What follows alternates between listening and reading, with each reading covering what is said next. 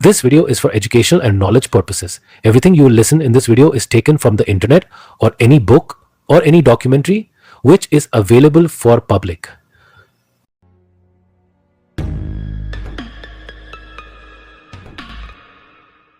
Hello दोस्तों, नमस्कार। मैं हूं संजय ठाकुर, आपका होस्ट और दोस्त। स्वागत है आपका क्राइम की एक और नई कहानी में। कहानी की शुरुआत हो उससे पहले कृपया चैनल को सब्सक्राइब जरूर कीजिए ताकि आपको हमारी लेटेस्ट वीडियोस की जानकारी मिल सके। कहानी के अंत तक जरूर बने रहिए। चलिए कहानी की ओर आगे बढ़ते हैं। इस कहानी की शुरुआत दिल्ली के नांगलोई की तंग गलियों से होती है। नांगलोई दिल्ली की तंग और भीड़ भाड़ वाली गलियों में जिंदगी तेजी से चलती है, लेकिन सपनों की उड़ान भरने के लिए यहां बहुत कम जगह मिलती है। इसी इलाके में एक किराए के छोटे से घर में सोनिया अपनी फैमिली के साथ रहती थी। मां घर घर जाकर काम करती, पिता जानवरों का चारा बेचते और सोनिया वो बस एक सपना देख रही थी, गरीबी से निकलकर अपने लिए और अपने परिवार के लिए एक बेहतर जिंदगी बनाने का। इंस्टाग्राम ही मेरा रास्ता है, ये बात उसने खुद से कह दी थी। उसने देखा था कि कैसे लोग सोशल मीडिया से फेमस होकर अपने सपने पूरे कर रहे थे। सोनिया ने भी सोच लिया कि वो डिजिटल दुनिया में अपनी पहचान बनाएगी। 10वीं के बाद पढ़ाई छूट गई थी, लेकिन उसने हार नहीं मानी। थोड़ी बचत कर एक स्मार्टफोन खरीदा और सोशल मीडिया पर कंटेंट बनाना शुरू कर दिया। जब घर में अकेली होती तो शीशे के सामने खड़े होकर पोज प्रैक्टिस करती, नए नए ट्रेंड सीखती और हर दिन एक नई रील पोस्ट करती। धीरे धीरे उसके फॉलोअर्स बढ़ने लगे, लोग उसकी क्रिएटिविटी को पसंद करने लगे। लेकिन सोनिया के लिए यह सफर इतना आसान नहीं था। इसी दौरान उसकी जिंदगी में एक शख्स आया, रात के अंधेरे में मिले किसी रहस्य की तरह। उसका नाम भले ही कुछ और था, लेकिन सोनिया उसे प्यार से भूत बुलाती थी। वो दोनों घंटों बातें करते, एक दूसरे के बिना एक दिन भी रह नहीं सकते थे। सोनिया को लगा कि अब उसके पास सब कुछ है, प्यार भी और सफलता भी। धीरे धीरे उसने अपने इंस्टाग्राम पर भी भूत के साथ फोटो शेयर करनी शुरू कर दी। लेकिन उसे क्या पता था कि यह प्यार नहीं बल्कि एक धोखा था, जो उसकी जिंदगी को हमेशा के लिए बदलने वाला था। शुरुआत में सब ठीक लग रहा था, लेकिन जल्द ही भूत का असली चेहरा सामने आने लगा। दिल्ली के नांगलोई की तंग गलियों में सोनिया की जिंदगी धीरे धीरे बदल रही थी।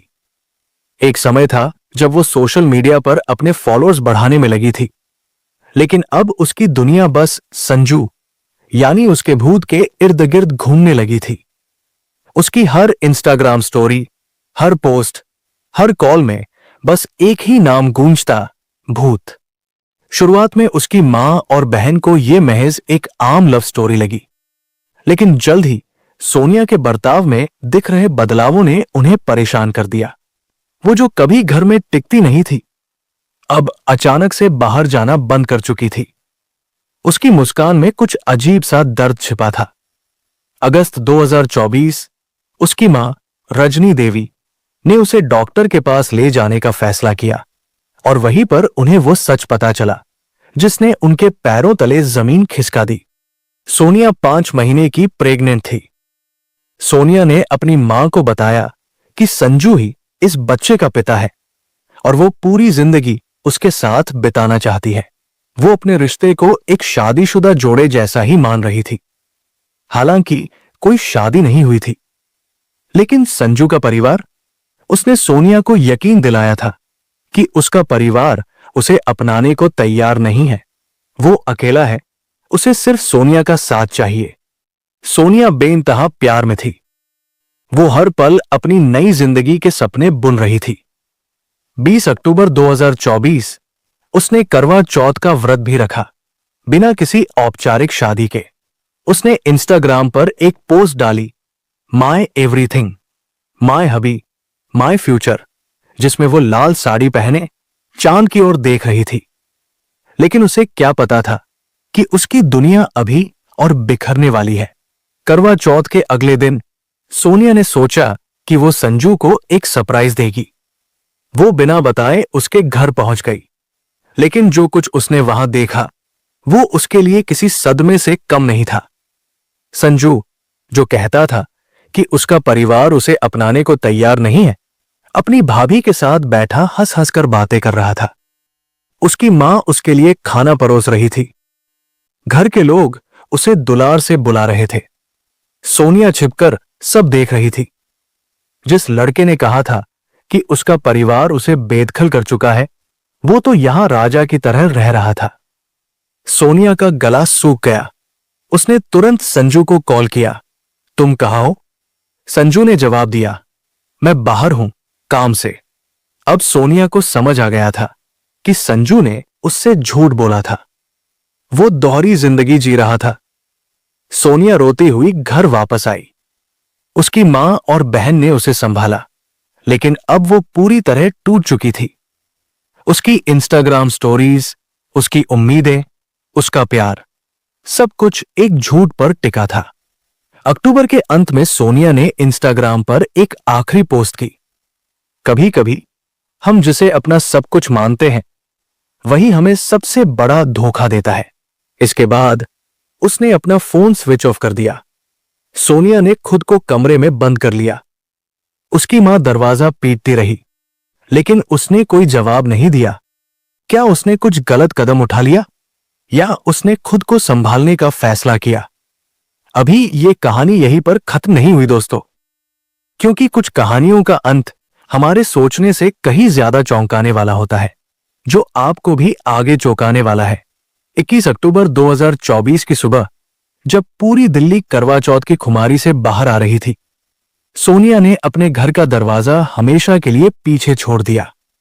मैं अपनी जिंदगी संजू के साथ नए सिरे से शुरू करूंगी, ये कहकर वो अपनी बहन से विदा हुई थी। लेकिन जब कुछ घंटे बाद उसकी मां रजनी देवी ने उसे कॉल किया, तो फोन स्विच्ड ऑफ था। कुछ समय बाद जब फोन आखिरकार चालू हुआ, तो दूसरी तरफ से एक ठंडी आवाज आई। मैं संजू बोल रहा हूं। तुम्हारी बेटी तुम सबसे नफरत करती है। अब वो किसी से कोई बात नहीं करना चाहती। उसे परेशान मत करो। रजनी देवी ने गिड़गिड़ाते हुए पूछा, बस इतना बता दो कि वो ठीक तो है। लेकिन संजू ने फोन काट दिया। उसी रात एक अनसुना सच सामने आया। गड्ढा और गहरा खोदो। रात 11 बजे जब सोनिया के भाई मनीष ने दोबारा संजू को कॉल किया, तो उसे बैकग्राउंड में कुछ हलचल सुनाई दी। गड्ढा और गहरा खोदो। मनीष का दिल जोर से धड़कने लगा। वो समझ गया था कि कुछ बहुत गलत हो रहा है। पूरी फैमिली घबराई हुई थी। वे तुरंत नांगलोई पुलिस स्टेशन पहुंचे, लेकिन पुलिस ने शिकायत दर्ज करने से इनकार कर दिया। लड़का लड़की बालिग है, वो अपनी मर्जी से गई है, हम कुछ नहीं कर सकते। जब पुलिस ने हाथ खड़े कर दिए, तो परिवार ने खुद से खोजबीन शुरू की। 22 अक्टूबर की सुबह सोनिया के परिवार वाले संजू के घर पहुंचे, लेकिन वहां उन्हें एक और बड़ा झटका लगा। जिसे वे संजू समझ रहे थे, वो असल में सलीम था। सलीम के परिवार वालों ने पूरी तरह पल्ला झाड़ लिया। हमारा उससे कोई लेना देना नहीं, हमने उसे पहले ही बेदखल कर दिया है, उन्होंने कहा। सोनिया कहाँ थी? क्या वो ठीक थी? किसी को कुछ नहीं पता था। 23 अक्टूबर को पश्चिम विहार पुलिस ने एक बिना नंबर प्लेट की बाइक चलाते हुए एक लड़के को पकड़ा। जब उसकी तलाशी ली गई, तो उसके पास से सोनिया और उसके पिता के आधार कार्ड मिले। ये खबर मिलते ही मनीष और उसकी फैमिली नांगलोई पुलिस स्टेशन पहुंचे। पुलिस हरकत में आई और पश्चिम विहार पुलिस से उस लड़के को हिरासत में ले लिया। वो कोई और नहीं, सलीम उर्फ संजू था। जब पुलिस ने सोनिया के बारे में पूछा, तो पहले उसने कहा कि वो अब किसी से कोई मतलब नहीं रखना चाहती। लेकिन जब पुलिस ने उससे सख्ती से पूछताछ की, तो जो सच सामने आया उसने सबको हिला दिया। सलीम ने कबूल किया कि सोनिया को एक बड़े प्लान के तहत फंसाया गया था। शुरुआत में उसने प्यार जताया, भरोसा जीता, और जब सोनिया पूरी तरह उस पर निर्भर हो गई, तब उसने उसे अपनी चाल में फंसा लिया। लेकिन सोनिया अब कहां थी? क्या उसने खुद को कोई नुकसान पहुंचाया, या फिर उसके साथ कुछ और हो चुका था? 21 अक्टूबर 2024 की सुबह सोनिया अपने घर से सारा सामान लेकर निकली। उसकी आंखों में नए सपनों की चमक थी। उसे लगा कि आज से उसकी जिंदगी एक नई दिशा लेगी। संजू, जिसे वो अब तक अपना सब कुछ मान बैठी थी, ने उसे लेने के लिए एक कार किराए पर ली थी। लेकिन वो नहीं जानती थी कि ये सफर उसकी जिंदगी का आखिरी सफर बनने वाला है। रास्ते में संजू उर्फ सलीम ने अपने दो दोस्तों पंकज और ऋतिक को भी कार में बैठा लिया। कार बहादुरगढ़ से रोहतक की ओर बढ़ रही थी। सोनिया को यह एहसास नहीं था कि जिस शख्स को वो अपना सबसे बड़ा सहारा मान रही थी, वही उसकी सबसे बड़ी कमजोरी का फायदा उठाने जा रहा था। सोनिया महीनों से संजू से शादी करने की जिद कर रही थी, लेकिन हर बार वो कोई न कोई बहाना बना देता। इस बार जब सोनिया ने शादी की बात फिर से छेड़ी तो कार में माहौल गर्म हो गया। बहस बढ़ने लगी। मैंने सब कुछ छोड़ दिया तुम्हारे लिए, अब तुम शादी से पीछे नहीं हट सकते। थोड़ा इंतजार करो सोनिया, वक्त सही नहीं है, संजू उर्फ सलीम ने जवाब दिया। लेकिन सोनिया अब इंतजार करने को तैयार नहीं थी। वो जानती थी कि वो मां बनने वाली है और उसे अपने बच्चे को इस दुनिया में लाना ही है। उसकी आवाज में अब मिन्नतें नहीं, बल्कि अधिकार था। सलीम समझ गया था कि सोनिया अब किसी भी कीमत पर पीछे हटने वाली नहीं है, लेकिन उसने पहले ही अपनी चाल बिछा दी थी। बहस को शांत करने के लिए उसने झूठा वादा कर दिया, हम शादी करेंगे सोनिया, आज रात हम इसे सेलिब्रेट करेंगे। सोनिया को लगा कि उसकी जिद रंग लाई है। वो निश्चिंत हो गई, लेकिन उसे क्या पता था कि यह जश्न उसकी जिंदगी का आखिरी जश्न होने वाला था। चारों रोहतक पहुंचे और वहां पार्टी की। सलीम, पंकज और ऋतिक ने जमकर शराब पी। देर रात वे रोहतक से करीब 20 किलोमीटर दूर मदीना गांव के सुनसान इलाके में पहुंचे। सोनिया को लगा कि वे कुछ समय अकेले बिताने आए हैं, लेकिन असल में ये उसकी कब्र बनने वाली थी। जैसे ही गाड़ी रुकी, सलीम ने सोनिया पर हमला कर दिया। पंकज और ऋतिक ने भी उसका साथ दिया। संजू, ये तुम क्या कर रहे हो? सोनिया ने चीखते हुए कहा, लेकिन तब तक बहुत देर हो चुकी थी। उसने खुद को बचाने की बहुत कोशिश की, लेकिन 3 लोगों के सामने वो असहाय थी। उन्होंने उसे बेरहमी से पीटा और फिर मोबाइल चार्जर की केबल से उसका गला घोंट दिया। यही वो रात 11 बजे का वक्त था जब सोनिया के भाई मनीष ने संजू को कॉल किया था। बैकग्राउंड में उसे जो आवाज सुनाई दी थी, गड्ढा और गहरा खोदो, वो सोनिया की मौत की आखिरी गूंज थी। 4 फीट गहरे गड्ढे में सोनिया को दफनाने के बाद तीनों वापस दिल्ली लौट गए ताकि किसी को शक न हो। सलीम ने पुलिस के सामने कबूल किया कि उसने सोनिया को सिर्फ इसलिए मार डाला क्योंकि वो बार बार शादी का दबाव डाल रही थी और बच्चा रखना चाहती थी। वो किसी भी कीमत पर इस रिश्ते से बाहर निकलना चाहता था, लेकिन सोनिया ने उसे छोड़ने से इनकार कर दिया। उसने महीनों तक सोनिया को हिंदू लड़के संजू बनकर धोखा दिया। उसने हाथ में कड़ा पहना, माथे पर तिलक लगाया, हिंदू त्योहारों में हिस्सा लिया ताकि सोनिया को उस पर कोई शक न हो। लेकिन अब 2 सवाल अभी भी अनसुलझे थे। क्या सोनिया को अपनी मौत से पहले सलीम की असली पहचान का पता चला था? क्या सोनिया पहली लड़की थी जो इस जाल में फंसी थी, या पहले भी सलीम ने ऐसा किया था? जवाब तो मिल चुके थे, लेकिन सोनिया के घर में अब सिर्फ मातम बचा था। लेकिन यहां एक और बड़ा खुलासा हुआ। सलीम की इंस्टाग्राम आईडी के वॉट सेक्शन से पता चला कि उसने 10 बार अपना यूजरनेम बदला था। इसका मतलब यह था कि वो पहले भी ऐसी धोखाधड़ी कर चुका था। सोनिया के घरवाले इस बात से हैरान थे कि जो परिवार कुछ दिन पहले तक सलीम से रिश्ता तोड़ने की बात कर रहा था, वही अब उसे बचाने की कोशिश कर रहा था। सोनिया आज इस दुनिया में नहीं है, लेकिन उसकी कहानी एक सबक बनकर रह गई है। यह जरूरी नहीं कि जो इंसान आपको प्यार और अपनापन दिखा रहा है, उसकी नीयत भी उतनी ही साफ हो। आजकल कई नकाबपोश दरिंदे प्यार की आड़ में अपना खेल खेलते हैं।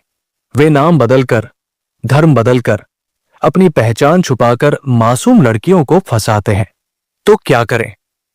जल्दबाजी में किसी पर भरोसा न करें। प्यार में वक्त लें। सामने वाले इंसान को अच्छे से परखें। सोशल मीडिया के जाल में न फंसें। यह जरूरी नहीं कि जो प्रोफाइल आपको दिख रही है वो असली हो। अपने परिवार से कभी न कटें। प्यार आपको अपनों से दूर नहीं करता। अगर कोई ऐसा कर रहा है तो वो प्यार नहीं, धोखा है। किसी के भी कहने पर अपनी पहचान, धर्म और संस्कार न छोड़े। इस केस में सलीम, पंकज और ऋतिक को गिरफ्तार कर लिया गया और कोर्ट ने सभी को फांसी की सजा सुनाई। सोनिया तो अब लौटकर नहीं आ सकती, लेकिन उसकी कहानी उन लाखों लड़कियों के लिए एक चेतावनी है। प्यार अंधा नहीं होना चाहिए, नहीं तो अंजाम भी ऐसा ही होगा। हिंदू लड़कियों के लिए इस कहानी से क्या सबक है, आपको यह जरूर सुनना चाहिए। इस कहानी से यह साफ होता है कि कुछ लोग नकली पहचान बनाकर, प्यार का झूठा नाटक कर मासूम लड़कियों को जाल में फंसाते हैं और फिर उनका शारीरिक, मानसिक और आर्थिक शोषण करते हैं। जब तक सच सामने आता है तब तक बहुत देर हो चुकी होती है। अगर कोई इंसान आपको अपने परिवार से दूर करने की कोशिश कर रहा है तो समझिए कि कुछ गड़बड़ है। सच्चा प्यार परिवार से कटने की नहीं, बल्कि परिवार को अपनाने की सीख देता है। अगर कोई लड़का अचानक से हिंदू रीति रिवाज अपनाने लगे, माथे पर तिलक लगाने लगे, कड़ा पहनने लगे या हिंदू त्योहारों में हिस्सा लेने लगे, तो इसका मतलब ये नहीं कि वो हिंदू है। हो सकता है कि ये सिर्फ एक चाल हो। सोशल मीडिया पर किसी की भी प्रोफाइल पर आंख मूंद कर भरोसा न करें। शक होने पर उसका असली नाम, आधार कार्ड, परिवार और बैकग्राउंड चेक करें। अगर कोई इंसान जल्दी शादी करने का दबाव डालता है या फिर शादी की बात को टालता रहता है तो वो भरोसेमंद नहीं हो सकता। शादी से पहले लड़के के परिवार से मिले, उसके घर जाएं, उसके दोस्तों और रिश्तेदारों से बात करें। प्यार में भावुक होकर सब कुछ छोड़ने का फैसला मत लो। अगर कोई तुम्हें धर्म बदलने के लिए कहे तो समझ जाओ कि धोखा है। अगर कोई प्यार के नाम पर तुमसे धर्म बदलने की मांग करता है या कहता है कि धर्म से क्या फर्क पड़ता है, तो सच यह है कि उसे सिर्फ तुम्हें फंसाना है। कभी भी अपने संस्कार, धर्म और पहचान को किसी के लिए मत छोड़ो। अगर कोई ऐसा करने को कहता है तो तुरंत उस रिश्ते से बाहर निकलो। अपने माता पिता की सुनो, वे तुम्हारे भले के लिए ही रोकते हैं।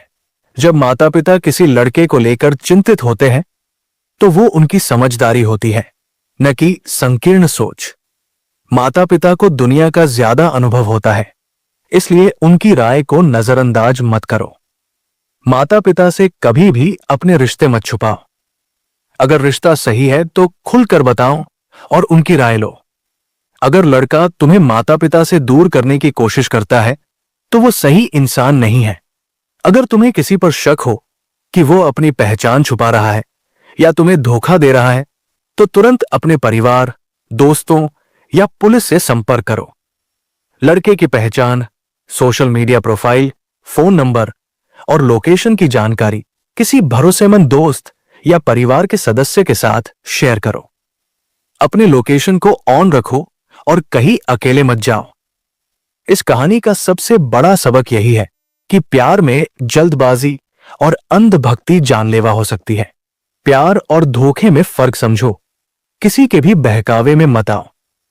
अपना धर्म, संस्कृति और आत्मसम्मान मत छोड़ो। सच्चा प्यार तुम्हें सम्मान देगा, तुम्हारी पहचान मिटाएगा नहीं। मित्रों, अगर आपको इस कहानी से कुछ महत्वपूर्ण सबक मिले हो तो कृपया आप सभी माताओं, बहनों तक ये वीडियो शेयर जरूर कीजिए। और ये कहानी सभी पेरेंट्स तक तो पहुंचनी ही चाहिए, ताकि हमारे समाज के पेरेंट्स अपनी बच्चियों को स्टडी के साथ जागरूक भी करते रहें, ताकि मेरी बहनें आने वाले समय में इन जिहादियों के शिकार न बन सके। आज के लिए सिर्फ इतना ही मित्रों, मिलते हैं जल्द ही ऐसी ही एक और कहानी के साथ। तब तक के लिए मेरा सभी को अलविदा।